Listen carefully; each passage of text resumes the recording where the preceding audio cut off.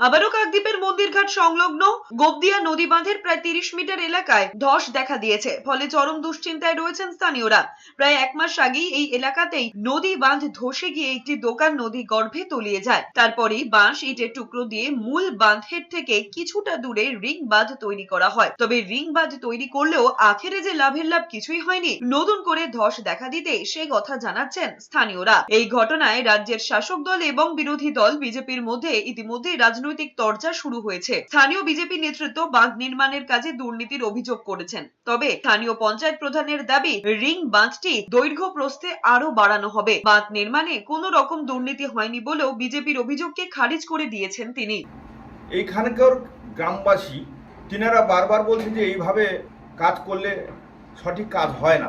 বর্তমান যে এই কাজ দেখাশোনার যে গোপালবাবু আছেন, অযথাভাবে কাজগুলো যেগুলো করছে কোনো অত্যন্তভাবে নিম্নমানের কাজ।